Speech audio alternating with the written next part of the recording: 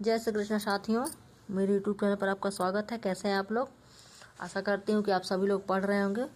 तो आज हम लोग पढ़ते हैं जयशंकर प्रसाद का नाटक चंद्रगुप्त, जो कि है पढ़ना जरूरी है, सिलेबस में लगा हुआ है। Uttar Pradesh assistant professor, Haryana assistant professor और यूजीसी नेट और भी सभी हिंदी परीक्षाओं के लिए सबके लिए उपयोगी है। लेकिन इसमें क्या कंपलसरी है पढ़ना, इसमें से प्रश्न आना ही आना है, कुछ ना कुछ प्रश्न। तो इसका प्रकाशन वर्ष 1931 है। चंद्रगुप्त प्रसाद की नाट्य रचना का शिखर बिंदु है। विषय वस्तु क्या है? चंद्रगुप्त जयशंकर प्रसाद द्वारा रचित एक प्रमुख ऐतिहासिक नाटक है। इस नाटक के द्वारा प्रसाद ने भारतीयों के मन में गौरव का भाव जगाने का प्रयास किया है। इस नाटक में विदेशियों से भारत का संघर्ष तथा उस संघर्ष में भारतीयों की विजय को दिखाया गया है, जिसमें तत्कालीन ब्रिटिश सरकार के प्रति लोगों में राष्ट्रवाद की भावना का विकास हो सके। चंद्रगुप्त का कथानक इतिहास की 3 प्रमुख घटनाओं, सिकंदर का भारत पर आक्रमण, नंद कुल का उन्मूलन और सेल्यूकस की पराजय तथा चंद्रगुप्त के राजा बनने की घटना पर आधारित है। इस नाटक में मुख्य कथा के अतिरिक्त कई उपकथाएं साथ साथ चलती हैं, जैसे सिद्धरण और अलका की कथा, राक्षस और सुहासिनी की कथा तथा पार्वतेश्वर और अलका की कथा आदि। इसमें क्या है? कुल 4 अंक हैं। 4 अंक है। कथासार क्या है? प्रथम अंक में 11 दृश्य हैं, द्वितीय अंक में 10 दृश्य हैं, तृतीय अंक में 9 दृश्य हैं और जो क्या है चतुर्थ अंक में 14 दृश्य हैं। तो एक अंक में, प्रथम अंक में 11 दृश्य और द्वितीय अंक में 10 दृश्य, तृतीय में 9 दृश्य और चतुर्थ में 14 दृश्य हैं। तो इसका जो कथासार है वो ये है कि नाटक का प्रारंभ तक्षशिला के गुरुकुल में युवकों के पारस्परिक वार्तालाप से होता है। जहाँ चाणक्य, सिंहरण, आम्बिक, अलका और चंद्रगुप्त उपस्थित होते हैं। आम्बिक और चंद्रगुप्त में संघर्ष होता है और आम्बिक पराजित होकर चला जाता है। चाणक्य के कहने पर चंद्रगुप्त मगध और अलका के कहने पर सिंहरण गांधार को छोड़कर चला जाता है।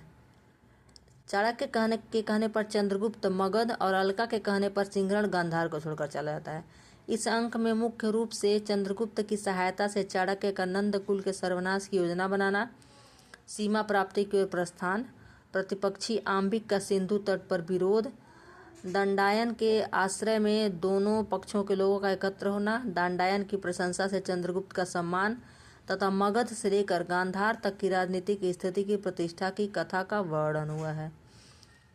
और द्वितीय अंक में क्या हुआ? 10 दृश्य है। तो इस अंक में पश्चिमोत्तर सीमा पार की राजनीतिक वस्तु स्थिति की स्पष्ट रूपरेखा देखी जा सकती है।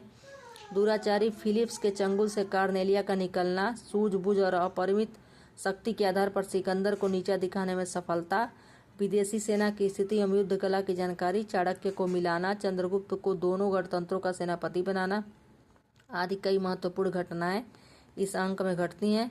इस अंक में घायल सिकंदर को चंद्रगुप्त प्राणदान देता है। तीसरा अंक क्या है? 9 दृश्य हैं। इसमें तीसरे अंक का आरंभ बिपाशा तट से होता है, जहां राक्षस चाणक्य के बनाए गए चक्र में फंस जाता है। दूसरे दृश्य में चाणक्य पर्वतेश्वर को आत्महत्या से रोकता है। सिकंदर अपने अनुचरों के साथ नौका से वापस लौटता है। चौथे दृश्य में राक्षस को एक चर के द्वारा पता लगता है कि चाणक्य उसको माया चक्र में फंसाकर मगध में विरोध कराने वाला है। 5वें दृश्य में नंद सुवासिनी के साथ दुर्व्यवहार करता है, लेकिन समय पर आकर राक्षस उसे बचाता है। 6ठे दृश्य में चाणक्य सकटार से मिलता है, जो नंद से प्रतिशोध लेना चाहता है। 7वें दृश्य में मालविका नंद को चाणक्य का दिया पत्र और राक्षस की अंगूठी देती है। 8वें दृश्य में नंद के प्रति विद्रोह होता है और 9वें दृश्य में चंद्रगुप्त मगध का शासक बन जाता है। और चतुर्थ अंक क्या है? इसमें 14 अंक हैं। कुल 4 अंक हैं। इसमें 14 दृश्य हैं। तो इस अंक में पर्वतेश्वर के प्राणों का अंत होता है तथा कल्याणी की आत्महत्या कर लेने से चंद्रगुप्त का राज्य निष्कंटक हो जाता है। चंद्रगुप्त की प्राण रक्षा करते हुए मालविका अपने प्राण दान दे देती है तथा उसकी हत्या कर राक्षस सेल्यूकस के यहाँ चला जाता है। इधर चाणक्य की नीति से खिन्न होकर चंद्रगुप्त के माता पिता राज्य छोड़कर चले जाते हैं, जिससे चंद्रगुप्त और चाणक्य में मतभेद होता है और चाणक्य भी राजमहल से चला जाता है।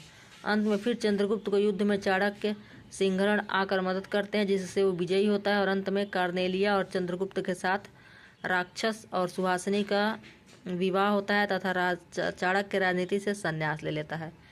तो यह कहानियाँ हैं, सभी के संक्षेप में दी हुई हैं। 4 अंक हैं। प्रथम अंक में 11 दृश्य, द्वितीय में 10 दृश्य, तृतीय में 9 दृश्य और चतुर्थ में सबसे ज़्यादा दृश्य हैं 14 दृश्य। तो इसके प्रमुख पात्र कौन है देख लेते हैं। प्रमुख पात्र है चंद्रगुप्त, चंद्रगुप्त नाटक में धीरोदात्त नायक है, जिसमें साहस, आत्मविश्वास और निर्भीकता आदि गुण है। अंत में मगध ही नहीं संपूर्ण भारतवर्ष का सम्राट बनता है। चाणक्य मुख्य पात्र के रूप में चाणक्य आता है। इसमें दूरदर्शिता, सतर्कता, गंभीरता आदि गुण हैं। आदि गुण हैं। नाटक में तत्कालीन समाज में व्याप्त ब्राह्मणत्व को प्रदर्शित करता है। वैदिक अनुयायी था। सिंहरण कौन है? अलका का प्रेमी तथा मालवगढ़ का प्रमुख। यह राष्ट्रीय भावना से ओतप्रोत है। पर्वतेश्वर पंजाब का राजा है जो अकेले सिकंदर से युद्ध करता है। यह पोरस नाम से जाना जाता है। नंद मगध सम्राट, कल्याणी का पिता, भोगी विलासी शासक। राक्षस मगध का अमात्य है। वररुचि कात्यायन मगध का अमात्य है। सकटार मगध का मंत्री। आम्बिक तक्षशिला का राजकुमार। सिकंदर ग्रीक विजेता। फिलिप्स सिकंदर का क्षत्रप। मौर्य सेनापति चंद्रगुप्त का पिता। एनिसा क्रिटिज सिकंदर का सहचर। देवबल नागदत्त गढ़मुख मालव गणतंत्र के पदाधिकारी। साइबर्टियस मेगस्थनीज यवनदूत। गांधार नरेश नाम्बिक का पिता। सेल्यूकस सिकंदर का सेनापति। दांडायन एक तपस्वी। उसके बाद से क्या है, स्त्री पात्र जो है देख लेते हैं। तो स्त्री पात्र हैं अलका गांधार नरेश की पुत्री तथा आम्बिक की बहन। यह राष्ट्रप्रेमी और साहसी है। सुवासिनी सकटार की कन्या और राक्षस की प्रेमिका। कल्याणी मगध की राजकुमारी। नीला लीला कल्याणी की सहेलियां। मालविका सिंधु देश की राजकुमारी। कार्नेलिया सेल्यूकस की पुत्री, बाद में चंद्रगुप्त से विवाह। मौर्य पत्नी चंद्रगुप्त की माता। एलिस कौन है? कार्नेलिया की सहेली।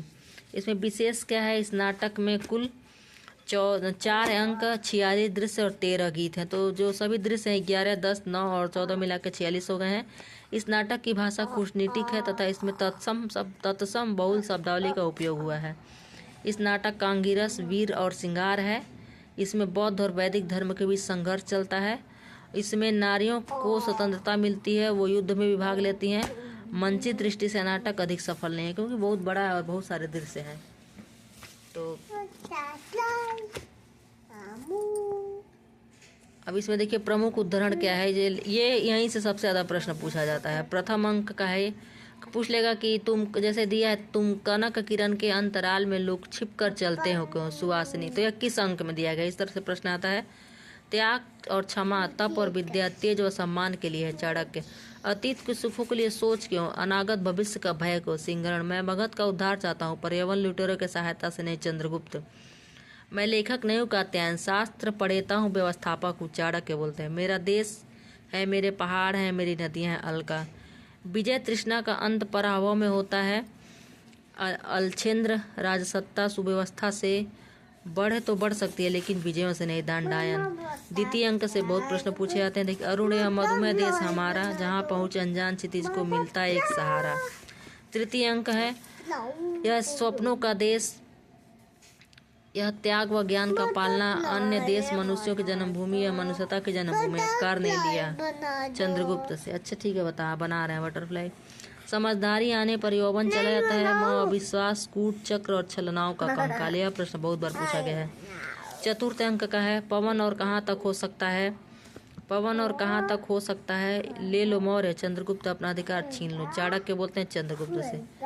और इसी में हिमाद्र तुंग भृंग श्रृंग से प्रबुद्ध शुद्ध भारती, स्वयं प्रभा समुज्ज्वला स्वतंत्रता पुकारती। अलका गाती है, यदि प्रेम ही जीवन का सत्य है तो संसार ज्वालामुखी। कार्नेलिया भी बहुत बार पूछा हुआ है।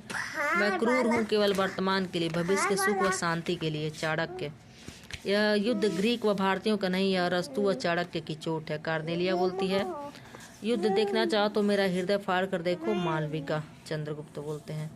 तो यह प्रमुख उदाहरण है। तो वीडियो आपको कैसा लगा ज़रूर पढ़ें और प्लीज़ कमेंट ज़रूर करें। देख सकते हैं। धन्यवाद।